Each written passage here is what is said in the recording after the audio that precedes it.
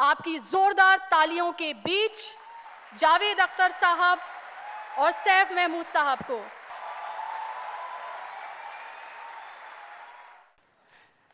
आओ कि कोई ख्वाब बुने कल के वास्ते, वरना ये रात आज के संगीन दौर की डस लेगी जानो दिल को ऐसे कि जानो दिल ताउम्र फिर ना कोई हंसी ख्वाब बुन सकें। जुल्फों के ख्वाब, होठों के ख्वाब और बदन के ख्वाब, मिराज फन के ख्वाब, कमाल सुखन के ख्वाब, तहजीब ज़िंदगी के फ़रोग़ वतन के ख्वाब, जिंदा के ख्वाब, कूचाए दारो रसन के ख्वाब। ये ख्वाब ही तो अपनी जवानी के पास थे, ये ख्वाब ही तो अपनी अमल की असास थे। ये ख्वाब मर गए हैं तो बेरंग है हयात, यूं है कि जैसे दस्ते तहे संग है हयात। ख़वातीन और हज़रात, दोस्तों, ये ख्वाब बुनवाने वाला जादूगर और जिसने संगीन दौर में ख्वाब बुने भी और बुनवाए भी, वो था साहिर लुधियानवी। साहिर खुद ही जादूगर को जादूगर का माने ही साहिर हैं। और देखिए, ये बहुत ज़रूरी है कि एक जादूगर के बारे में बात करने के लिए उसको परखने के लिए दूसरे जादूगर की ज़रूरत होती है, बल्कि ये कहिए कि जादू की ज़रूरत होती है। तो हमारी ऐन खुशकिस्मती है कि हमारे साथ आज जावेद अख्तर साहब तशरीफ़ रखते हैं। और एक बात मैं और कहना चाहूँगा अपना पहला सवाल पूछने से पहले, वो ये कि जब संगीन दौर की बात हो रही है तो ये भी ज़रूरी है कि दो टोक बात की जाए, कुछ अलग बात की जाए, कुछ सच्ची बात की जाए, साफ साफ बात की जाए। और जावेद साहब तो खुद अपने बारे में ये कह चुके हैं कि जिधर जाते हैं सब जाना उधर अच्छा नहीं लगता, जिधर जाते हैं सब जाना उधर अच्छा नहीं लगता, मुझे पामाल रस्तों का सफ़र अच्छा नहीं लगता, गलत बातों को खामोशी से सुनना हामी भर लेना, बहुत हैं फ़ायदे इसमें मगर अच्छा नहीं लगता। जावेद अख्तर साहब, हुजूर, मैं ये पूछना चाह रहा हूँ आपसे, शुरुआत यहाँ से करना चाह रहा हूँ कि जिस ज़माने में साहिर लिख रहे थे, उस ज़माने में सारे ही गीतकार, सारे ही लिरिसिस्ट, सॉन्ग राइटर्स जो हैं बहुत अच्छा लिख रहे थे और बहुत कुछ बहुत अच्छा लिखा जा रहा था। बैक वक्त बॉलीवुड में, सिनेमा में ऐसे ज़बरदस्त गाने लिखे जा रहे थे जो आज भी सबकी ज़बानों पर है। कोई मेरे ख्याल से ये नहीं कह सकता कि कोई गीतकार उस ज़माने का कम अच्छा लिख रहा था या ज़्यादा, लेकिन ऐसे माहौल में साहिर का बोलबाला था। तो हैं और भी दुनिया में सुखनवर बहुत अच्छे, कहते हैं कि गालिब का है अंदाज़े बयां और, तो ये और जो है साहिर में ऐसा क्या और था जो उनको बाकी सबसे ज़्यादा मकबूलियत मिली? बहुत मुनासिब सवाल है आपका, लेकिन आप इजाज़त दें तो इससे पहले मैं कुछ कहूँ। जी अच्छा। साहिर साहब से मेरा कुछ अजीब ही रिश्ता था। वो मेरे वालिद के और मेरे मामू के यानी मजाज के दोस्त थे। ज़ाहिर है कि मुझसे 20-25 साल उम्र में बड़े होंगे। मैं जब बम्बई गया तो 19 साल का था, और ये बातें जो मैं आपको बता रहा हूँ ये मेरी 20 साल 21 साल की उम्र की बातें हैं, जब साहिर साहब अपने पिनिकल पे थे। कोई हैरत की बात नहीं है कि साहिर साहब इतने अच्छे सॉन्ग राइटर्स और इतने अच्छे शायरों के दरमियान फिल्मी दुनिया में चोटी पे थे, इसलिए कि पहाड़ कितना भी बड़ा हो उसकी एक चोटी तो होती है, तो कोई ना कोई उस चोटी पे होता है, और साहिर साहब थे। ये नज़्म जो आपने सुनाई, मुझे ख्याल नहीं था, मुझे मालूम नहीं था कि आप ये सेशन इस नज़्म से शुरू करेंगे। मुझे आज अच्छी तरह याद है कि जब ये नज़्म उन्होंने लिखी थी तो नज़्म उन्होंने मुझे सुनाई थी। मेरा उनसे अजीब ये रिश्ता था कि मैं महीने में 1 बार या 2 बार उन्हें फ़ोन करता था, और अगर वो फ्री होते थे, कोई और नहीं, तो मुझे बुलाते थे। तो सिर्फ मैं और वो बैठते थे, हम लोग शराब पीते थे। मैं उनके सामने, मतलब उनके दोस्तों का बच्चा था, लेकिन उसके बावजूद वो मेरे साथ, हम बैठ के उनके साथ ड्रिंक करते थे, खाना खाते थे, मैं वही सो जाता था। इसलिए उनका घर एक ऐसी जगह था, आज तो वहाँ बड़ी गुंजान आबादी है, लेकिन 10 बजे के बाद वहाँ बस चलना वर्सोवा में बंद हो जाती थी और रात को वापस आना मुमकिन नहीं होता था। वर्सोवा में उनका बहुत बड़ा घर था।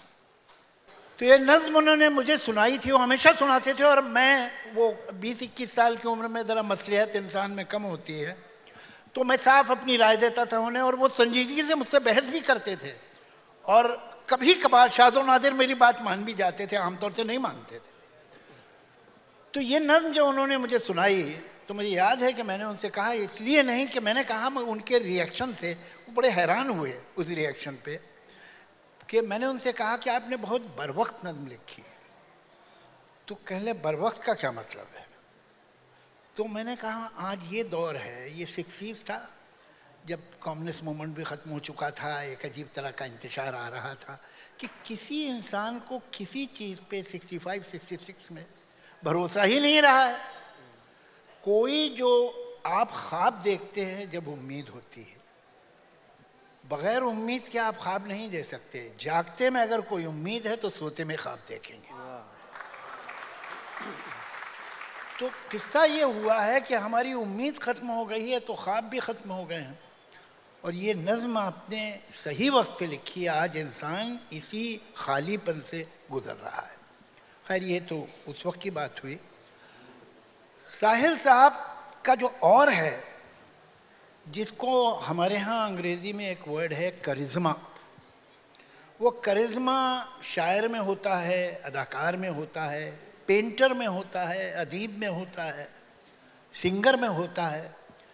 यही बात हम लोग अभी कर रहे थे कि जो पेंटर्स हैं, नामवर पेंटर हैं भाई, वो तो पेंट तो सही करते हैं, वो शक्ल बिगाड़ तो नहीं देते, वो मंजर बिगाड़ तो नहीं देते। तो फिर क्या बात है वैन गॉग में कि वो दुनिया उस पे पागल है? क्या बात है मोने में कि जो उसने वाटर लिलीज बना दी कोई नहीं बना सकता है? अगर इसका जवाब मिल जाता और पता चल रहा कि क्या बात है तो बहुत से लोग वैन गॉग हो जाते।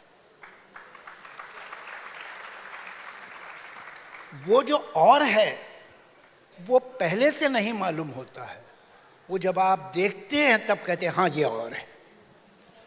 ये करिश्मा जो चीज़ है, अगर ये डिफाइन हो जाए तो करिश्मा रहेगी नहीं। साहिर को अब इंसान की आदत है कि हर बात का कोई जवाब ढूंढना ही चाहता है, तो चलिए हम लोग भी कोशिश करते हैं, लेकिन मुझे मालूम नहीं वो जवाब कितना सही होगा या हमारी जो एक्सप्लेनेशन है उसके करिश्मा की वो किस हद तक सही है। एक क्लैरिटी ऑफ थॉट, शायर ज़हनी तौर से नौजवान है। शाहिर की सारी नज़में नौजवान की नज़में हैं, उसकी उम्र कितनी भी हो गई, वो शायरी पढ़ के आपको ऐसा नहीं लगता कि ये किसी 45 बरस के या 50 बरस के आदमी ने लिखी। वो आपको यही लगता है कि ये शायद अपने अर्ली 20s में ही है। तो वो यूथ से डायरेक्टली कनेक्ट करती है। दूसरे ये कि कोई एम्बिग्विटी नहीं है, इबहम नहीं है, और ख्याल क्लियर है। आज शायद उसकी ज़बान कई जगह पे थोड़ी सी लोगों को मुश्किल भी लगेगी, लेकिन आम तौर से उसकी शायरी जो है वो इतनी दुश्वार नहीं है कि आम समझ में ना आए। और उसकी वजह आप ये देखिए कि ये मजरूह साहब भी बहुत ही कामयाब सॉन्ग राइटर थे, लेकिन मजरूह शायर और मजरूह लिरिसिस्ट ये दो अलग लोग हैं, जिनकी पता नहीं कभी मुलाकात भी आपस में हुई है कि नहीं। ये दो अलग आदमी, ज़बान के एतबार से, स्ट्रक्चर के एतबार से, मेटाफर के एतबार से बिल्कुल अलग। साहिर की शायरी जो है वो तकरीबन बॉर्डर पे खड़ी हुई है फिल्मी गानों के अपने, और छूती रहती है उन्हें। तो साहिर की न जाने नज़मों के कितने बंद फिल्मी गानों में इस्तेमाल हो गए। मुझे मजरूह साहब के पूरे करियर में शायद उनकी 3 गज़लें वैसी की वैसी फिल्म वालों ने इस्तेमाल की हैं। हम भी खड़े हुए हैं गुनाहगार की तरह, और कई ख्वाब देख डाले यहाँ मेरी बेखुदी ने, और एक शायद कोई और गज़ल है उनकी, हाँ, तेरा हाथ हाथ में आ गया तो चिराग राह में जल गया। ये 3 गज़लें सारी ज़िंदगी में उनकी, एक 60 साल के करियर में ये 3 गज़लें इस्तेमाल हुई एज इट इज़। लेकिन आप उनकी जो गीतों की लैंग्वेज है और शायरी की लैंग्वेज, उसमें कोई कॉमनैलिटी नहीं पाते। साहिर एक है। साहिर की कितने गीत हैं जो आप ऐसे तहतुल लफ्ज़ ऐसे पढ़ के सुना देंगे और लोग कहेंगे वाह वाह। वो धुन पे और म्यूज़िक पे मुनहसर नहीं है। वो लफ्ज़ में इतनी ताकत है कि काफ़ी है। एक बात और भी है कि साहिर का हालांकि जो मजमुआ है तलखियाँ, वो मेरे ख्याल से 150 पेज की किताब है वो मजमुआ जो है, लेकिन कैनवस बहुत वाइड है, बहुत ही वाइड कैनवस है। उनकी शायरी में आपको जो है गज़लें, इस कदर रोमांटिक गज़लें, नज़में, गीत, डिसेंट, ऐसा ऐसा डिसेंट मिलेगा। और फिर अब आप देखिए, जब पैट्रिस लुमुम्बा का असैसिनेशन होता है तो साहिर की क्या ज़बरदस्त साहब उस पर नज़म है वो कि जुल्म फिर जुल्म है, बढ़ता है तो मिट जाता है, खून फिर खून है, टपकेगा तो जम जाएगा। चलो देख लेते हैं सच है कि नहीं है। जी। और लेकिन उसी के साथ साथ उनको फिल्मी मीडियम पे भी बहुत ज़बरदस्त अबूर हासिल था। बहुत ही जाने क्या तूने कही, जाने क्या मैंने सुनी, ऐसा ही आप इसको मेरी जसारत समझेंगे, ऐसा ही जो है वो आपके साथ भी है। आप जब फिल्मी गीत लिख रहे होते हैं और ज़बरदस्त एक से एक लड़की को देखा तो ऐसा लगा कोई कह ही नहीं सकता कि ये वही शायर है जिसने ऐसे ऐसे डिसेंट की नज़में, ऐसी ऐसी गज़लें डिसेंट में जो है, जो बात कहते डरते हैं सब, तो वो बात लिख, इतनी अंधेरी थी ना कभी पहली रात लिख। तो ये कैसे, ये शिफ्ट ऑफ गियर जो है ये कैसे होता है साहब? ये सब पापी पेट करवा लेता है सारा।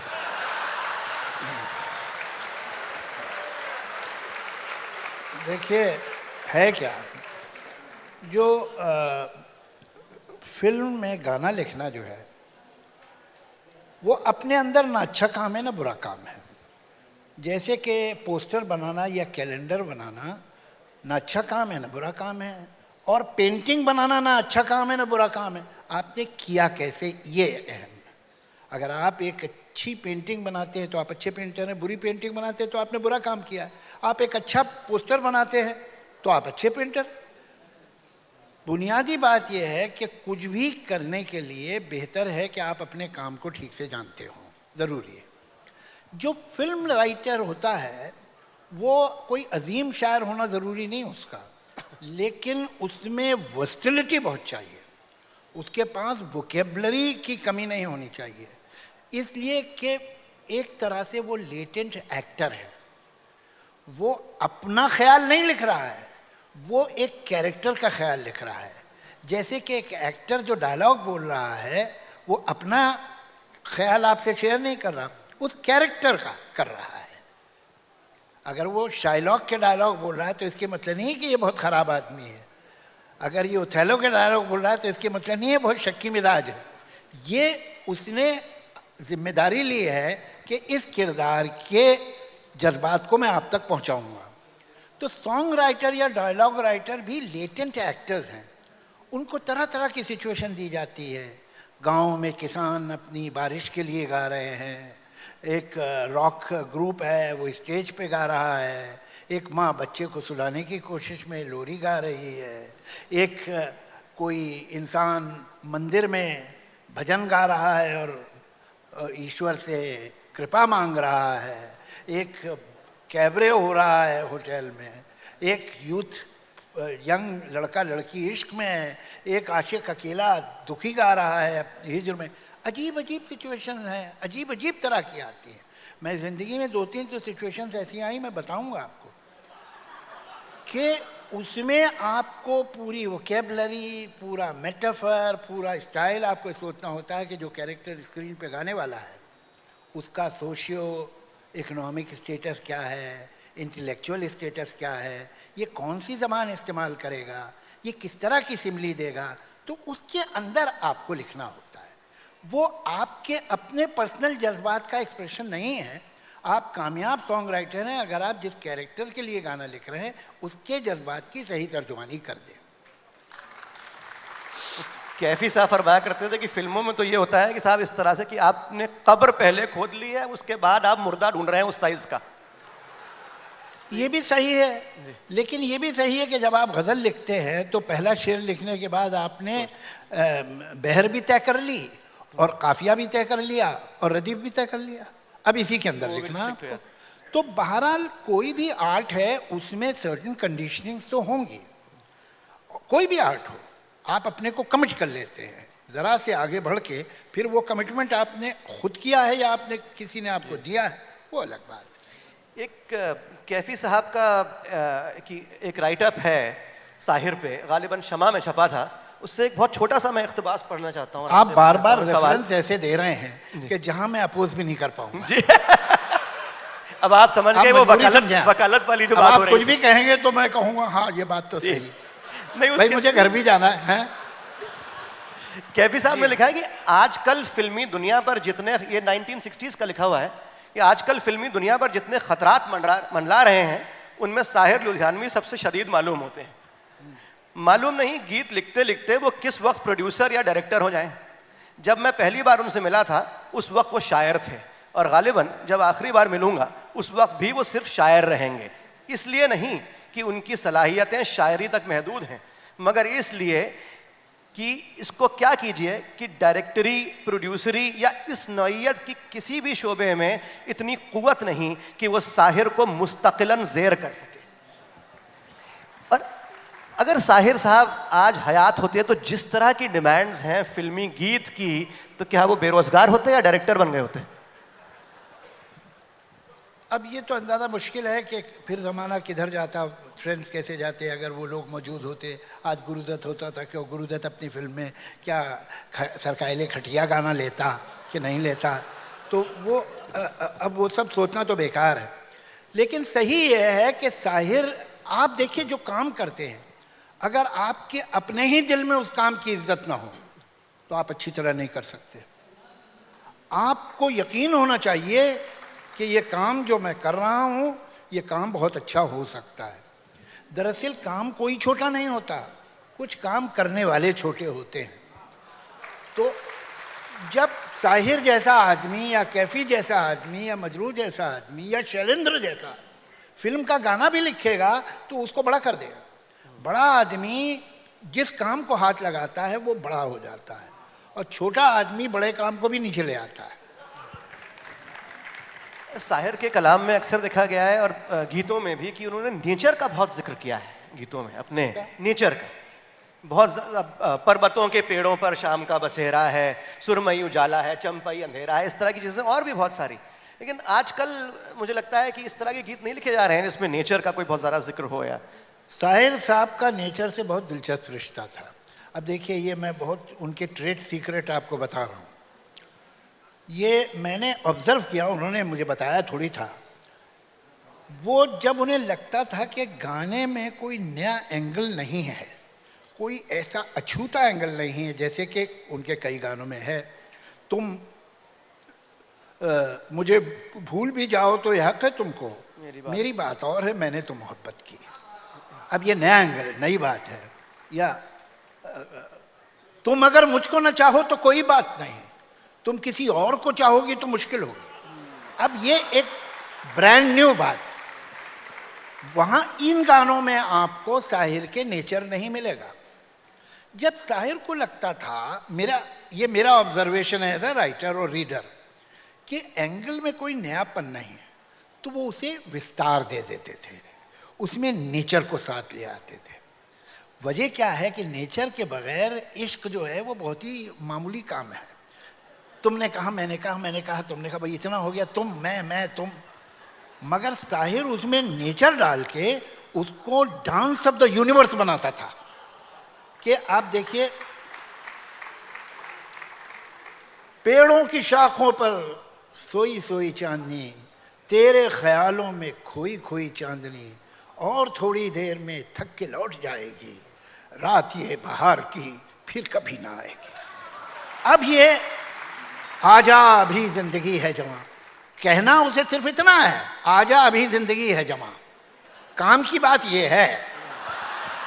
मगर अब इसमें जब चांदनी का आया, मौजों के होंठों पे धीमा धीमा राग है, तेरे ख्यालों में ठंडी ठंडी आग है, इस हसीन आग में तू भी जल के देख ले, जिंदगी के गीत की तू धुन बदल के देख ले, तो बड़ी बात लगती है। अल्टीमेटली कह रहा आजा आजा, बात तो यही है ना। मगर जब उसमें आप नेचर शामिल कर देते हैं तो वो दो इंसानों से बहुत बड़ी बात हो जाती है। और साहिर ने हमेशा नेचर को बैलेंस करके इस्तेमाल किया है कि जहाँ एक तरफ इंसान और जिस्म है, दूसरी तरफ नेचर की प्योरिटी और इथीरियल क्वालिटी है। तो उससे वो गाना कहीं का कहीं पहुंच जाता है। And he has used it. मेरा ऐसा यकीन है, इत्तेफाक नहीं हो सकता है कि हर बार जब एंगल में कोई नयापन नहीं है तब वो नेचर लाता है, जब एंगल नया मिल जाता है तो नेचर को भूल जाता है। तो आजकल कौन सा एंगल मिल रहा है साहब? भाई अभी देखिए, अभी नेचर को लोग ही भूल गए। जी आज मतलब आप मुझे बताइए कि इतने लोग हम बैठे हैं, इंक्लूडिंग मी, आखिरी बार हमने 14वीं का चांद कब देखा था आसमान पे? हमने कब पेड़ों के बीच में से जो हवा गुजरती है तो एक आवाज होती है, वो कब सुनी थी? हमने कोई झरने के पास थोड़ी देर बैठ के आंखें बंद कर ली थी, ये कब हुआ था? हमारा नेचर से वास्ता ही टूट गया है। पहले बर्ड्स होती थी, फूल होते थे, बाग होते थे, आसमान होता था, नदियां होती थी, झरने होते, इसलिए कि इंसान का कनेक्ट था उससे। अब इंसान का कनेक्ट नेचर से खत्म ही हो गया है, वो एक सीमेंट जंगल में रह रहा है। तो अब वो गाना आप चांद बोलेंगे, चांदनी बोलेंगे, उतने तक अब चांदनी इतने पोल्यूशन में कहाँ दिखने वाली है? तो उसे पता ही नहीं है, उसका कोई संबंधी नेचर से टूट गया संबंध, तो वो गाने में भी चला गया।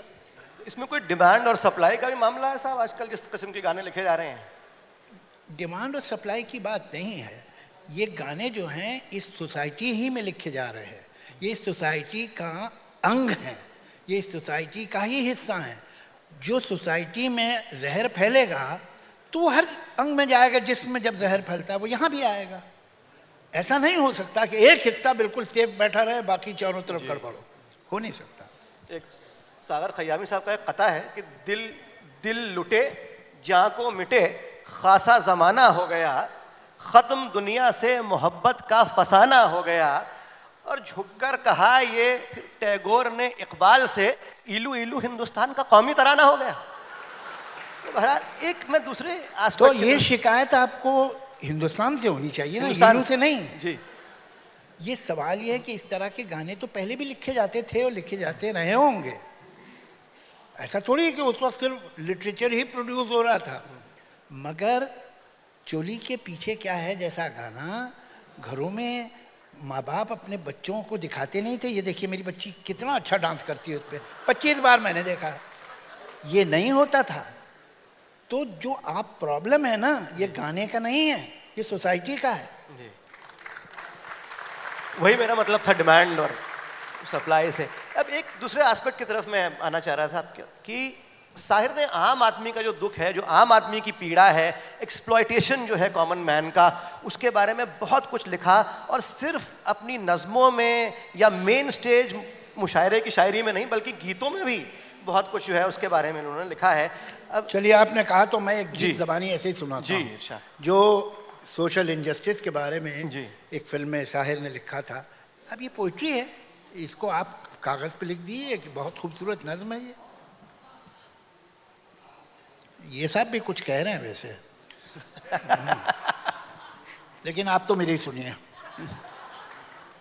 न। देखिए गीत है ये। दो कलियां, दो बूंदें सावन की, दो बूंदें सावन की, एक सीपी की कोख में टपके और मोती बन जाए, दूजी गंदे जल में गिरकर अपना आप गंवाए, किसको मुजरिम समझे कोई, किसको दोष लगाए। वाह। दो कलियां गुलशन की, एक सेहरे के बीज गुंधे और मन ही मन इतराए, दूजी अर्थी भेंट चढ़े और धूली में मिल जाए, किसको मुजरिम समझे कोई, किसको दोष लगाए। दो सखियां बचपन की, एक सिंहासन पर जा बैठे रूपमती कहलाए, दूजी अपने रूप के कारण गलियों में बिक जाए, किसको मुजरिम समझे कोई, किसको दोष। ये फिल्म का गाना है। आप ये देखिए, ये किसी भी किताब में आप छाप दीजिए कविता की तरह, कौन एतराज करेगा। जी। और ऐसे कितने उसके गीत हैं जो आप ऐसे सुनिए और वाह वाह कीजिए। और बहुत सारी ऐसी सोशलिस्ट शायरी, फेमिनिस्ट शायरी, उस ज़माने में फेमिनिज्म के बारे में बहुत लोग बातें कर रहे थे। मजाज, कैफ़ी, सब लोगों ने लिखा तेरे माथे पे ये आंचल बहुत ही खूब है, लेकिन तू इस आंचल से एक परचम बना लेती तो अच्छा था, या उठ मेरी जान मेरे साथ ही चलना है तुझे। इस शाहिर जो है वो बिल्कुल दो टोक बात करके और कहते हैं कि मैं समझता हूँ तकद्दुस को तमद्दुन का फरेब, तुम रसूमात को ईमान बनाती क्यों हो।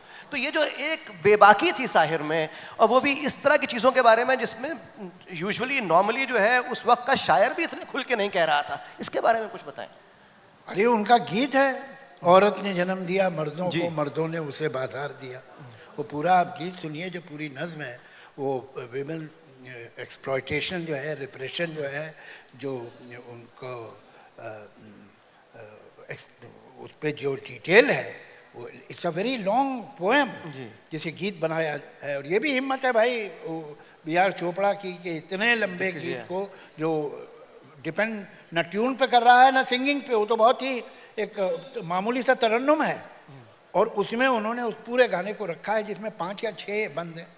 इट्स अ लॉन्ग सॉन्ग, मगर उसमें यही बात बड़े खुल के और बड़े बेबाक अल्फाज में कही गई।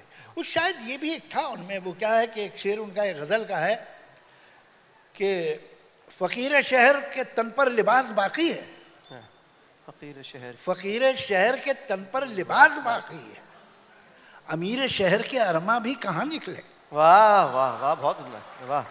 तो वो जो एक तलखी थी, उनकी किताबी का नाम तलखियाँ था, और वो जो सरकाज़म था और वो जो विच की शार्पनेस थी वो कहीं दिल को लगती थी। और एक बहुत नॉवेल्टी भी थी थॉट में। अब देखिए ताजमहल के बारे में आप कह रहे हैं कि ये चमनजार, ये जमुना का किनारा, ये महल, ये मनक्कश दरो दीवार, ये मेहराब, ये ताक, एक शहनशाह ने दौलत का सहारा लेकर हम गरीबों की मोहब्बत का उड़ाया है मजाक। ऐसे ही आपने अनारकली के मज़ार के बारे में जो पूरी की पूरी एक नज़म लिख डाली है। अच्छा, वैसे आपको एक बात बताऊं, ये बिल्कुल सच्ची बात है कि जब ये नज़म साहिर ने ताजमहल पे लिखी थी, जो कि आज भी ताजमहल पर इससे बेहतर नज़म नहीं लिखी गई, अब लिखी भी नहीं जा सकती, इसलिए कि जो सबसे ज़्यादा डायनेमिक एंगल है वो साहिर ने कवर कर लिया। साहिर ने जब ये नज़म लिखी थी तब तक ताजमहल देखा नहीं था, ये बिना देखे लिखी।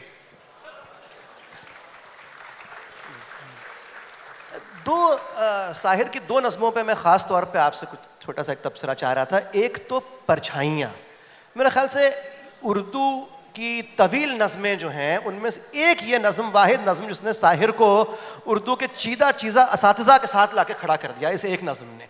और दूसरी कि सना खान तक़दीस मशरिक़ कहाँ है, जिसको प्यासा में जो है आसान करके जिन्हें नाज है हिंद पर वो कहाँ है कर दिया गया होता है। और आपको लगता है क्या कि ये नज़में जो हैं ख़ास तौर पर सना खान तक़दीस मशरिक़ कहाँ है, क्या ये आज भी वैसे ही रेजोनेट करती है 50-60 साल के बाद जब वो लिखी गई थी तब? देखिए, ये बात बड़ी खुशी से कही जाती है कि जो नज़में साहिर ने लिखी हैं, जो अफसाने मंटो ने लिखे हैं, जो कहानियाँ इस्मत ने लिखी हैं, जो शायरी तरक्की पसंद तहरीक में हुई है, वो आज भी वैलिड है। ये कोई खुशी की बात नहीं, ये बहुत दुख की बात जी। इसके मतलब ये है कि वो तमाम मजबूरियाँ, वो तमाम महरूमियाँ, वो तमाम जुल्म, वो तमाम सितम आज भी है। तो पोएम पुरानी नहीं हो रही।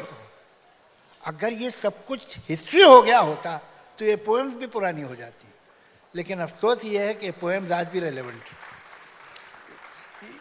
मेरे ख्याल से आपको अजबर है ये तो, सना खान तक़दीस मशरिक़ कहाँ है जी। कुछ तो आप अगर आप इरशाद फरमाएं।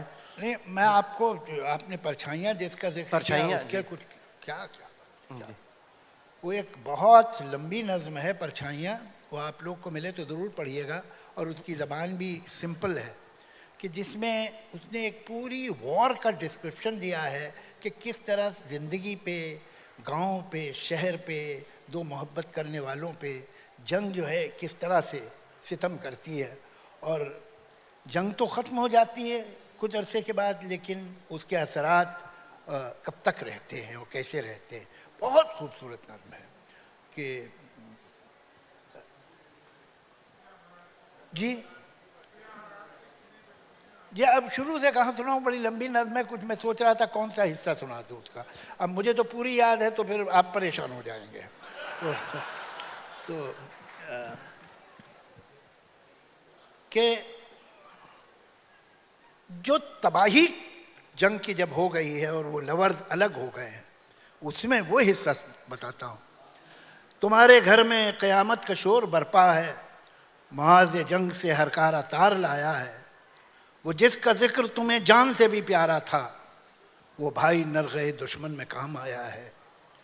मैं शहर जाके हर एक दर पे झांक आया हूँ, किसी जगह मेरी मेहनत का मोल मिल न सका। सितमगरों के सियासी कुमार खाने में अलम नसीब फरासत का मोल मिल न सका। वो रह गुज़र जो मेरे दिल की तरह सुनी है, न जाने तुमको कहाँ लेके जाने वाली है, न जाने तुमको कहाँ लेके जाने वाली है। तुम्हें ख़रीद रहे हैं ज़मीर के कातिल, उफ़क़ पे खून तमन्नाए दिल की लाली है। हर एक मोड़ पे बर्बादियों के जमघट हैं, हर एक गांव पे बर्बादियों की बदनामियों के मेले हैं। न दोस्ती, न मोहब्बत, न दिलबरी, न खुलूस, किसी का कोई नहीं। आज सब अकेले। तुम आज हजारों मील यहाँ से दूर किसी तनाई में या बज़्म तरब आराई में मेरे सपने बुनती होगी बैठी आगोश पराई में। और मैं सीने में गम लेकर दिन रात मशक्क़त करता हूँ, जीने की खातिर मरता हूँ। अपने फ़न को रुसवा करके अग़यार का दामन भरता हूँ। मजबूर हूँ मैं, मजबूर हो तुम, मजबूर ये दुनिया सारी है। तन का दुख मन पर भारी है।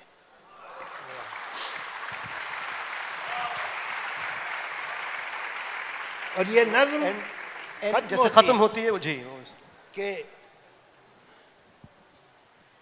गुज़िश्ता जंग में घर ही जले मगर इस बार अजब नहीं कि ये तन्हाइयाँ भी जल जाएं। गुज़िश्ता जंग में पैकर जले मगर इस बार अजब नहीं कि ये परछाइयाँ भी जल जाएं। यहाँ खत्म होती है। बहुत अच्छी बात। साहिर से आपका एक ज़ाती ताल्लुक़ भी रहा बहुत दिनों, और ये उस पर एक आध सवाल मैं आपसे पूछना चाह रहा था कि एक तो ये मैं पूछना चाह रहा हूँ इन सब की तरफ से कि परछाइयाँ आपने पढ़ी और भी कुछ गीत आपने सुनाए, ऐसी कोई नज़म या कोई गीत साहिर का जिसने आपको इतना इम्पैक्ट किया हो कि आप समझते हो कि भाई काश ये मैंने लिखा होता? ऐसे तो बहुत है, एक नहीं है, बहुत से गीत साहिर के ऐसे हैं जिनको सुन के मेरा ख्याल से कोई भी सॉन्ग राइटर सोचेगा कि काश ये मैंने लिखा होता। और मन रे तू काहे न धीर धरे, वाह वाह वाह, क्या गीत सुनिए। मन रे तू काहे न धीर धरे, वो निर्मोही मोह न जाने जिनका मोह करे। मन रे तू काहे न धीर धरे, उतना ही उपकार समझ कोई जितना साथ निभा दे। जन्म मरण का मेल है सपना, ये सपना बिसरा दे। कोई न संग मरे, मन रे तू काहे न धीर धरे। इस जीवन की चढ़ती ढलती धूप को किसने बांधा, रंग पे किसने पहरे डाले, रूप को किसने बांधा। काहे ये जतन करे, मन रे तू काहे न धीर धरे। क्या अब जरा ये देखिए कि साहिर ने जब हिंदी लिखी है और बहुत बार लिखी है तो कैसी हिंदी लिखी, कैसी परफेक्ट सॉफ्ट, कान को एक वर्ड बुरा नहीं लगेगा आपको। उर्दू शायरों में एक खूबी होती है, फोनेटिक्स का उन्हें बहुत ख्याल होता है। वो कभी ऐसी लफ्ज़ नहीं इस्तेमाल करेंगे जो खटके कान को, उसको स्मूथ कर देते। अभी तो आपने पूरा ये हिंदी प्योर हिंदी है, मगर कहीं कोई वर्ड आपको ऐसा कि बाहर निकल गया ऐसा नहीं लगेगा, यहाँ आके कान को चोट लगी ऐसा नहीं लगे, स्मूथ। आज से जन्म है अंग लगा लो, जन्म सफल हो जाए। देह की पीड़ा मन की अग्नि सब शीतल हो जाए। क्या क्या क्या कैसे कैसे। और फिर एक अच्छी बात एक मरतबा उन्होंने बताई, जो उनका वो है, न तो कारवां की तलाश है न तो हम सफ़र की तलाश है, मेरे शौक़ के खाना ख़राब को तेरी रह गुज़र की तलाश। उर्दू देखो क्या है, मेरे शौक़ के खाना ख़राब को, या जिस घड़ी मेरी निगाहों को तेरी दीद हुई वो घड़ी मेरे लिए इश्क की तमहीद हुई। अरे तो उर्दू का इंटरमीडिएट का लड़का नहीं समझेगा। तो मैंने उनसे कहा साहिर साहब ये कैसी आप ज़बान कभी कभी इस्तेमाल कर देते हैं, खुदाए बरतर तेरी ज़मीं पर ज़मीं की खातिर ये जंग क्यों है, हर एक फतहो ज़फ़र के दामन पे खूने इंसान का रंग क्यों है। तो उन्होंने अच्छी बात बताई मुझे, कहले देखो ज़रूरी नहीं है कि दोनों लाइनें आदमी की समझ में आए, अगर एक लाइन वो समझ जाता है तो समझ जाता है कि क्या बात हो रही है, लेकिन अगर उसे दोनों लाइनें नहीं समझ में आई तो एलिनेट हो जाए। उसे कम से कम एक लाइन समझ में आनी चाहिए, ये सही बात है जी। कोई ऐसा वैसे आजकल तो थोड़ा ज्यादा हो गया, आजकल तो दोनों लाइनें समझे बगैर लोग बात मान लेते हैं।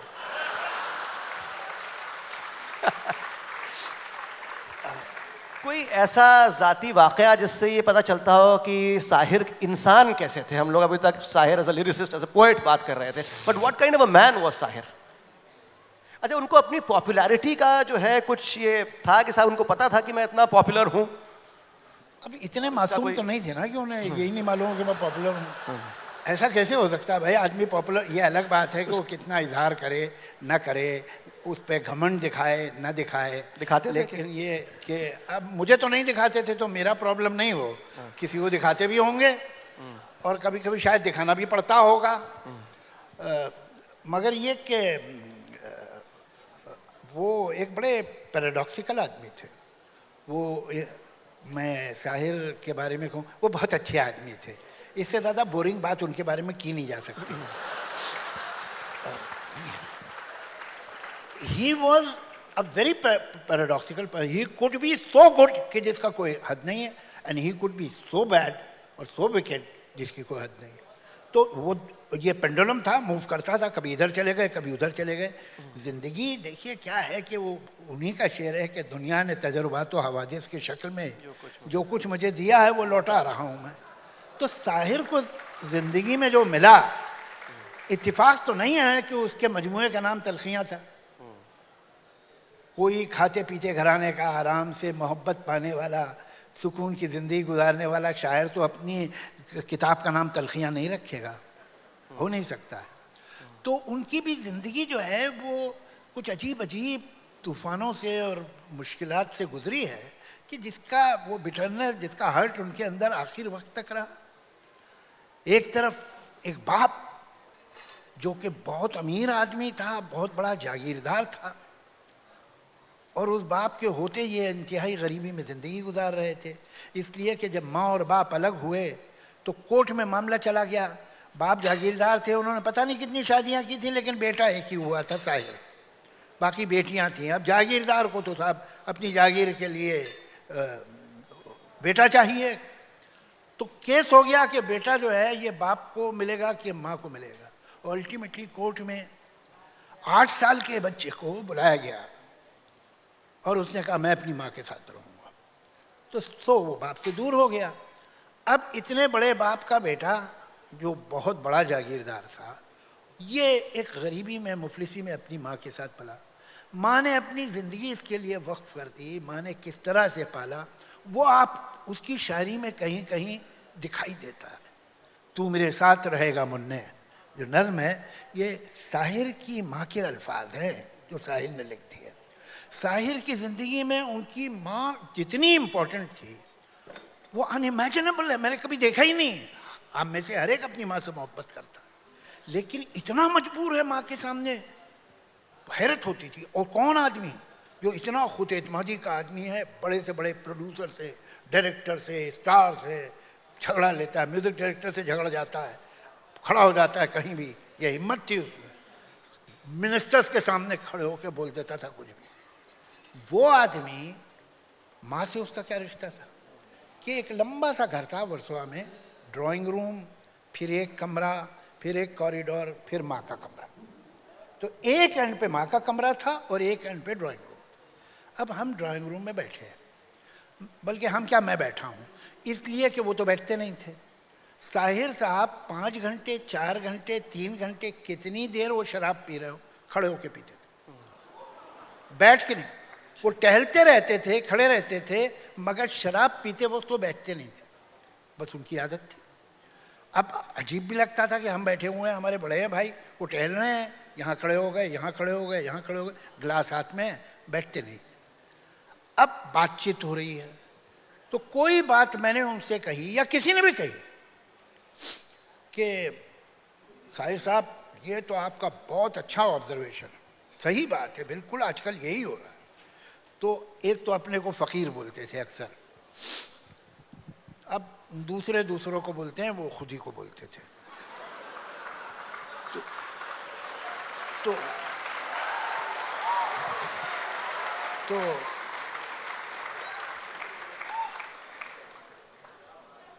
अब फ़कीर के दिमाग में एक बात आ गई, कह दी भाई तुम लोग को अच्छी लगी, बड़ी बात है, खुशी हुई मुझे तो कि तुम्हें पसंद आई ये बात, यहाँ कह दिया। अब हम फिर बात चल रही है, he would walk out in half a minute, cross the whole house, go to the mother. माँ अपने कमरे में बैठी कुछ कर रही हैं, उन्हें कुछ नहीं मालूम ड्राइंग रूम में क्या डिस्कशन चल रहा था, ग्लास हाथ में है उसके, वहाँ माँ को बताएगा, माँ जी वो ये बातचीत चल रही थी तो मैंने ये कहा, तो वो लोग कहने लगे कि भाई ये तो बड़ी कमाल की बात कह दी, ऐसी तो कोई कमाल की थी नहीं। तो माँ कहे नहीं बेटा, है तो बहुत अच्छी बात कही तूने, बहुत सही है, बहुत अच्छा, सही है, फिर वापस आ जाएगा।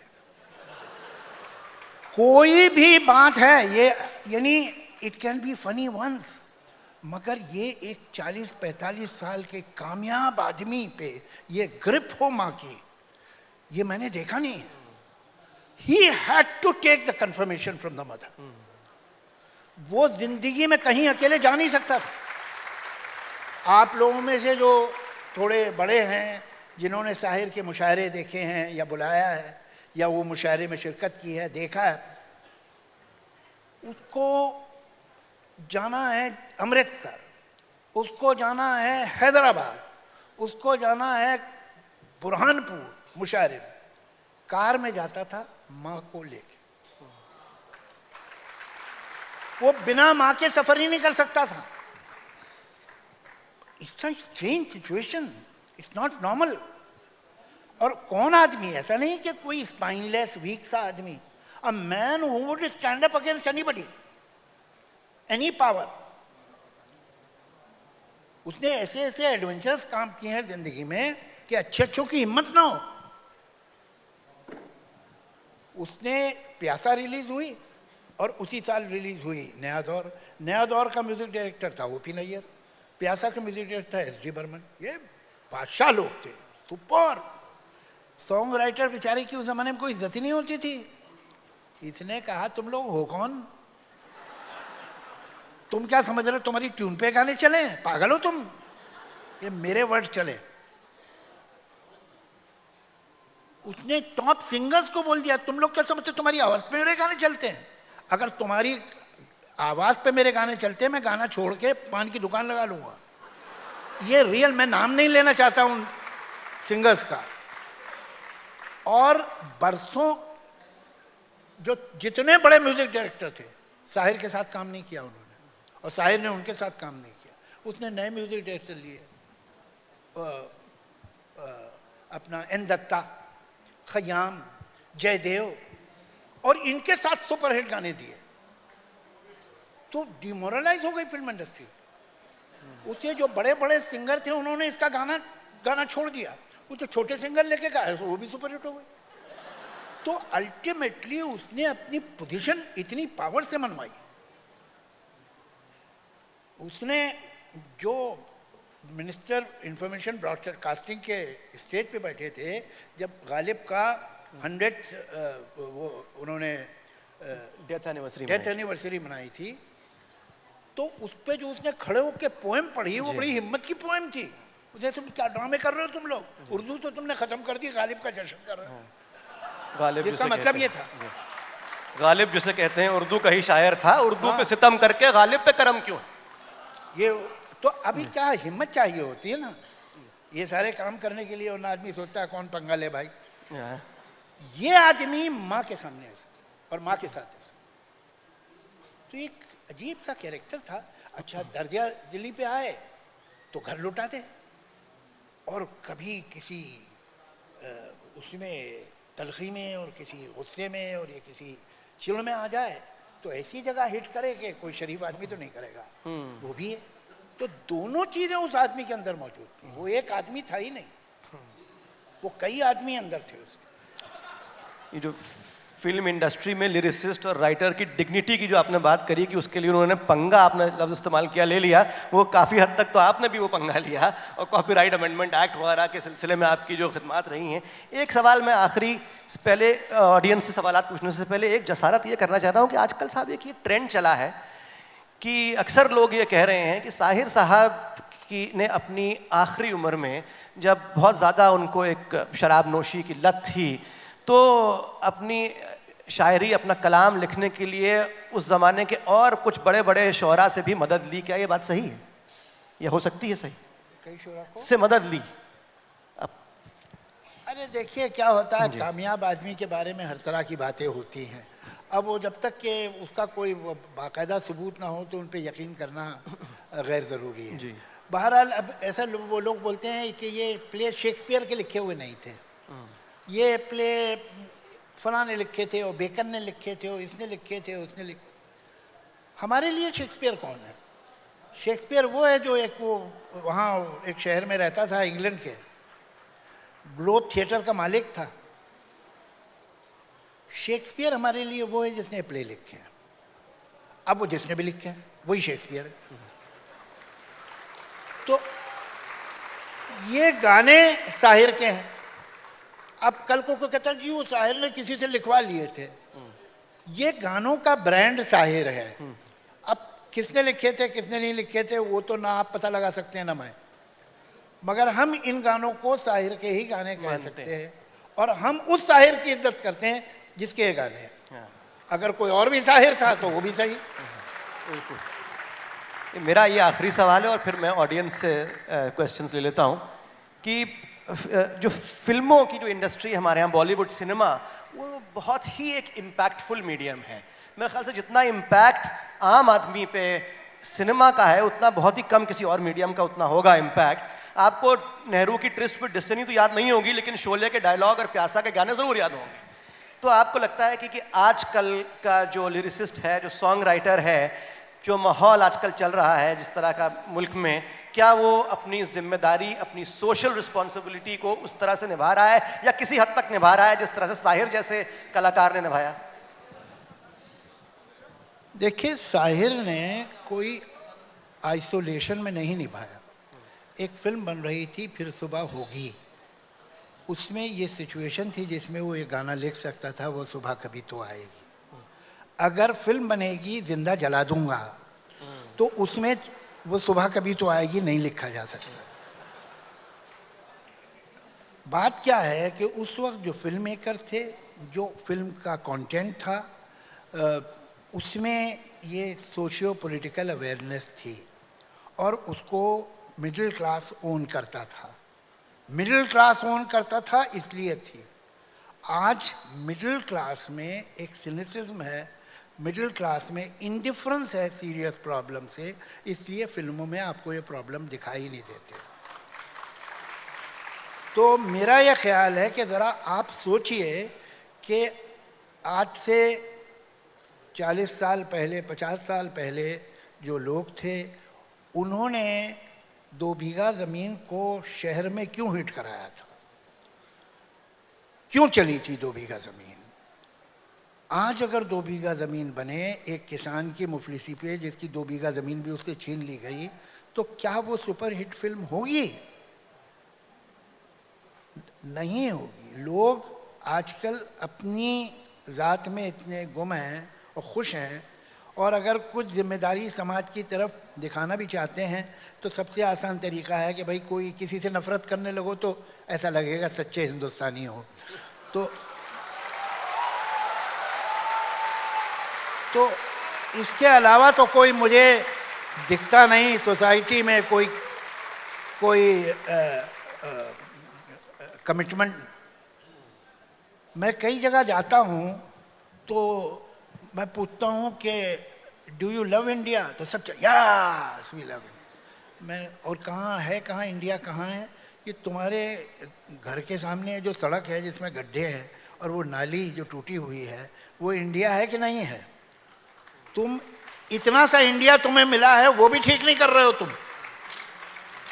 जो तुम्हारा एनवायरनमेंट है, are you doing something for that environment, या इंडिया सिर्फ बॉर्डर्स पे है जहां हमारे बहादुर जवान खड़े हुए हैं? क्या है? तो ये तो खोखलापन है हमारे समाज में।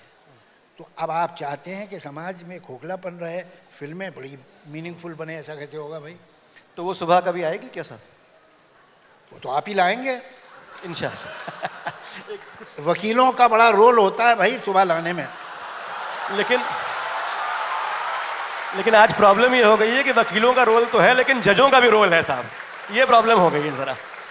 तो कुछ सवालात ले लिए जाए सर ऑडियंस से। ज़रूर। आपने जिक्र किया साहिर की मदर के रोल का, कि उनकी लाइफ में कितना बड़ा रोल वो प्ले करती थी और साहिर किस तरह से हर चीज़ के लिए अपनी मदर से कंफर्मेशन लेते थे।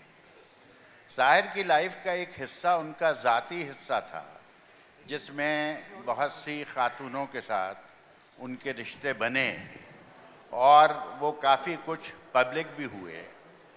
तो आपकी नज़र में क्या उन सब चीज़ों के लिए भी वो उसको शेयर करके और उसको करते?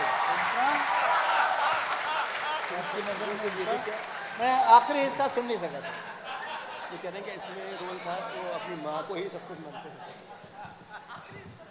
देखिए, ये जवाब तो मेरे ख्याल है मुझसे बेहतर कोई साइकोएनालिस्ट दे सकेगा। लेकिन ऐसा मानते हैं, कहा जाता है। इस केस में कितना सही है गलत है मैं नहीं कह सकता, लेकिन इतना इन्फ्लुएंस लड़के पे, मेल चाइल्ड पे अगर माँ का हो और इतनी गहरी ग्रिप हो तो उसकी रिलेशनशिप जो विद अदर वेमेन डिस्टर्ब होती है। राइट। वो नेचुरल है, इसलिए कि वो माँ उसके जहन पे छाई होती है। सर मैं भिवंडी से तशरीफ़ फरमा हूँ। तशरीफ फरमा। भिवंडी महाराष्ट्र, नहीं वाह। आपके पड़ोस से आया हूँ। मेरा सवाल ये है आपने सर, अच्छा किया कि अपना एड्रेस मुझे दे दिया, वरना मैं बड़ा कंफ्यूज होता।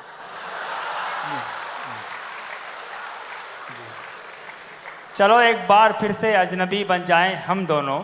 जी। सर मैं इसके पीछे का फ़लसफ़ा जानना चाहता हूँ, इसलिए कि आप शायर से बहुत करीब रहे हैं। मेरे ख्याल से नहायत ही माकूल नज़्म है ये, जहाँ बात यहाँ ख़त्म होती है कि तारुफ रोग बन जाए तो उसको भूलना बेहतर, ताल्लुक़ बोझ बन जाए तो उसको तोड़ना अच्छा, वो अफसाना जिसे अंजाम तक लाना ना हो मुमकिन, उसे एक खूबसूरत मोड़ देकर छोड़ना अच्छा। मैंने तो आज तक डिवोर्स पे इससे अच्छी नज़्म नहीं सुनी।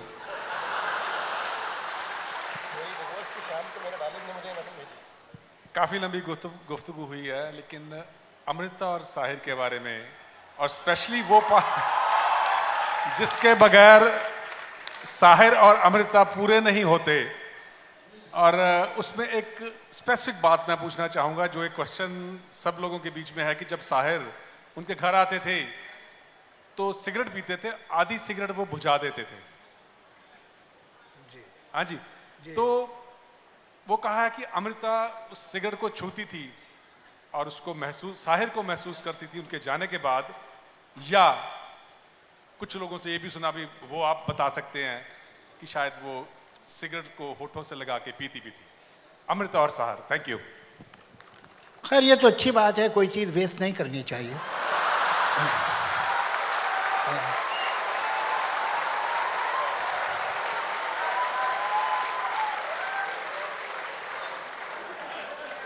सर बाकी मेरे भाई, मैं आपको एक बात बताऊं, और ये बात आपको कोई बताएगा नहीं। ये बड़े लोग जो होते हैं इनकी ज़िंदगी में एक सच्ची मोहब्बत होती है, और वो होती है अपने आप से। ये सिर्फ अपने आप से सच्ची मोहब्बत करते हैं, लेकिन पर्सनैलिटी को डेकोरेशन के लिए बहुत सी चीज़ें चाहिए होती हैं। सिर्फ अच्छे कपड़ों से काम नहीं चलता। तो आप छोटे छोटे एनेक्डोट अपनी ज़िंदगी में पैदा करते हैं जो आपकी ज़िंदगी को और चार्मिंग और फैसिनेटिंग बनाए। जो लोग सुने तो कहें क्या बात है यार, अजीब ही जिंदगी थी इसकी। ये लोग सिर्फ अपना फ्यूचर नहीं बनाते, ये अपना पास्ट भी बनाते हैं। सर एक ये याद रखो, लेट्स नॉट गेट कॉन्ड। साहिर की जिंदगी में ऐसे बहुत से एपिसोड हुए हैं और अमृता प्रीतम की जिंदगी में भी हुए हैं। हम बेवकूफ़ अकीदत से सुनते हैं वो कहानियाँ। ये सब पर्सनैलिटी को सजाने के काम है, समझे आप? किसने रोका था उन्हें? एक हो साथ रहने लगते, कौन रोक रहा था उन्हें? कोई उन्हें जेल भेज देता? नहीं। ये जो है इसमें अच्छा एंड यही है कि नाकाम हो, उसमें एक दर्द पैदा होता है। तो आपकी एक तरफ शोहरत भी है, नाम भी है, पोजीशन भी है, और आपको ये भी मालूम है कि इसके कुछ अजीब से गम भी हैं। गम बड़े प्यारे होते हैं और गम से पर्सनैलिटी में क्या जब डेप्थ आती है, तो ये बात वो लोग समझते थे, तो उसको आप ज़्यादा सीरियसली मत लीजिए। मुझसे बहुत से लोगों ने कहा था कि इस किस्म का सवाल मैं पूछूं, मैंने इसी जवाब के डर से नहीं पूछा। हाँ, जी ये सब किस्से कहानियाँ हैं यार, इसमें कि बहुत नाकाम थे, बहुत दुखी थे। कोई दुखी उखी नहीं थे, और दुखी होना भी बहुत ज़रूरी है, वरना आप अट्रैक्टिव नहीं लगता आदमी जब तक उसमें कुछ गम नहीं हो। सर एक सवाल एक सवाल ये पूछना था जी।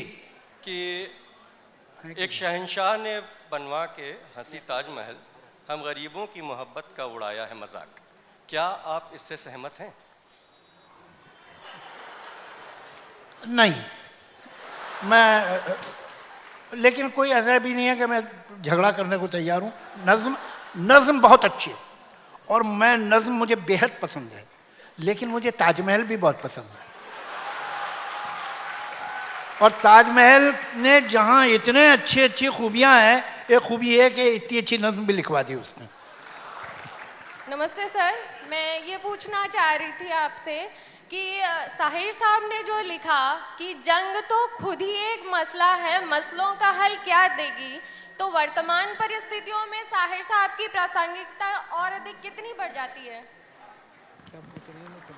साहिर साहब की रेलेवेंस आज के समय में कितनी जी हाँ, है? जी हाँ। इस जंग वाली नज़्म से तो आज कैसे? आज की रेलेवेंस, आज ये कितनी रेलेवेंट है? वो नज़्म हमेशा रेलेवेंट रहेगी, इसलिए ए शरीफ इंसानों उनकी एक पोएम है, तो उसमें है कि टैंक आगे बढ़ें, फतेह का जश्न हो कि हार का सोग, ज़िंदगी मैयतों पे रोती है, टैंक आगे बढ़ें कि पीछे हटें, कोख धरती की बांझ होती है।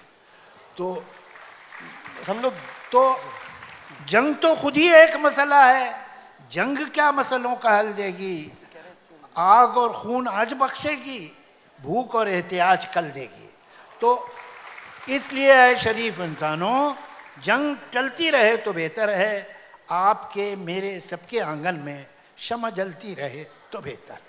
हम लोग तो ये तो जब तक दुनिया में जंग है तब तक ये पोएम रेलेवेंट है। ये एक आखिरी सवाल, आखिरी सवाल जी। आज के हालात देखते हुए आज के शायर चुप क्यों हैं? आज के शायर चुप क्यों हैं आज के हालात देखते हुए? मेरे भाई, आपका जो डिमांड है वो बहुत जायज़ है, लेकिन हकीकत ये है कि जो 50s में 60s में शायरी की जो रीच थी आज वो नहीं है। ऐसा नहीं है कि कोई शायर ने कुछ लिखा ही नहीं है, लिखा भी है उन्होंने, लेकिन वो कितनों तक पहुंचता है। आज कितने लोग हैं जो मैगज़ीन जिनमें पोइट्री छपती है उसे पढ़ते हैं, कितने लोग हैं जो ऐसे कवि सम्मेलन में या मुशायरे में जाते हैं या पोइट्री में इंटरेस्टेड है, उनकी पोइट्री की इंटरेस्ट जो है वो सिर्फ गाई हुई गज़लों से है। पोइट्री कागज़ पे पढ़ना या सिर्फ सुनना ये उनकी दिलचस्पी नहीं होती है। तो है क्या कि पोइट्री का भी जो स्फीयर है वो सिमटा है बहुत। एक दूसरे कि ये सन्नाटा जो है जिसकी आप बात कर रहे हैं अगर है तो फिर हर जगह है। जो लोग हैं जिन्हें आवाज़ उठानी चाहिए वो क्या सब आवाज़ उठाते हैं? जो उनका गिला है, जो दिल में महसूस करते हैं, क्या वो बोल रहे हैं? नहीं। मैंने तो इसीलिए लिखा है कि जो बात कहते डरते हैं सब, तू वो बात लिख। इतनी अंधेरी थी न कभी पहले रात, लिख। बाकी भी 2 शेर, 3 शेर हैं? और भी 3 शेर, 2 शेर सुना दीजिए इसके। जो रोजनामों में, रोजनामों कहते हैं न्यूज़पेपर, जो रोजनामों में कहीं पाती नहीं जगह, जो रोज हर जगह की है, वो वारदात लिख। और जो वाकयात हो गए उनका तो जिक्र है, लेकिन जो होने चाहिए वो वाकयात लिख। तो ऐसा नहीं है, खैर मैं तो क्या, बहुत सारे लोग लिख भी रहे हैं, लेकिन वो कितनी दूर तक पहुंचता है ये देखने वाली बात। फिर भी दुनिया में, लेट्स बी ऑनेस्ट, किसी पोएम ने, किसी गज़ल ने इनकलाब नहीं कर दिया है। ये तो स्लोगन हैं, आप इस्तेमाल कर सकते हैं, लेकिन वो इनकलाब अगर आपको कोई चाहिए, कोई बड़ी तब्दीली, परिवर्तन चाहिए, तो वो तो आपके अपने जोश और आपकी अपनी कोशिश से होगा। बहुत बहुत शुक्रिया, बहुत बहुत शुक्रिया आप सबका। देखिए, साहिर एक बहुत प्रॉफिटिक शायर था। कल और आएंगे नग़मों की खिलती कलियां चुनने वाले, मुझसे बेहतर कहने वाले, तुमसे बेहतर सुनने वाले। कल कोई मुझको याद करे, क्यों कोई मुझको याद करे, मसरूफ़ ज़माना मेरे लिए क्यों वक्त अपना बर्बाद करे। इस प्रोफेसी को साहिर की आज आप सब लोगों ने जो है गलत ठहरा दिया, क्योंकि मसरूफ़ तर ज़माना उनको याद कर रहा है यहाँ बैठे हुए सुबह से, और जावेद अख्तर साहब तशरीफ रखते हैं। तो बहुत बहुत शुक्रिया सर आपका, और बहुत शुक्रिया आप सबका, रेख्ता का बहुत शुक्रिया। Thank you very much.